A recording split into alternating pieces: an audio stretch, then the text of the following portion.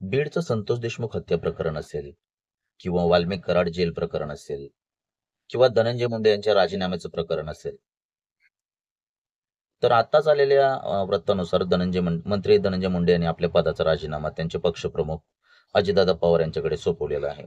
जनतेतला वाढता दबाव आणि पोलिसांनी फाईल केलेली चार्जशीट याच्यामधून लीक झालेले जे काही फोटोज होते की जे संतोष देशमुख प्रकरणाशी संबंधित होते, जसे की विविध प्रकारचे व्हिडिओ आणि विविध प्रकारचे फोटो सोशल मीडियावरती व्हायरल झालेले आहेत.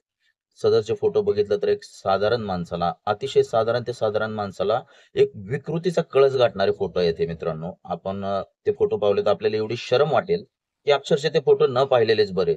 कसं काय माणूस एवढ्या खालच्या थराला जाऊन एखाद्या व्यक्तीशी वागू शकतो, त्याला ट्रीट करू शकतो.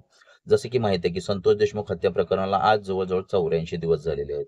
आणि धनंजय मुंडेवरती प्रथमदर्शनी पहिल्यापासून आपल्या मंत्रिपदाचा नैतिकता स्वीकारून राजीनामा देण्याचा जो वाढता दबाव होता, तो आज कुठेतरी सार्थ ठरलेला आहे.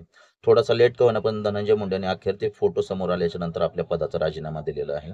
जसे की आपले संजय राऊत असतील, शिवसेनेचे खासदार असतील किंवा सोशल मीडियामध्ये सातत्याने कार्यरत असलेल्या अंजलीताई दमानी असतील, सोशल वर्कर किंवा भाजपचे आमदार सुरेशजी धस असतील किंवा संदीप क्षीरसागर असतील, सुप्रिया सुळे असतील, विविध राजकीय मंडळींनी त्यांच्यावर जो दबाव टाकला होता, तो आज कुठेतरी सार्थ ठरलेला आहे आणि प्रथमदर्शनी पुरावे संतोष देशमुख हत्या प्रकरणातील पाहून धनंजय मुंडे यांनी आपल्या पदाचा राजीनामा दिलेला आहे. तर आज आपल्याला एवढंच म्हणायचं मित्रांनो, की अशा प्रकारचं प्रकरण कुठेही घडता कामा नये. तसेच धनंजय मुंडे यांनी आपला राजीनामा दिलेला आहे आणि सरकारने त्यांचा राजीनामा तातडीने मंजूर करावा, हीच विनंती. आणि बघू या प्रकरणामध्ये पुढे काय होतंय ते. आपल्या बातम्यांचं न्यूज तुम्हाला कायम अपडेट मिळत राहील.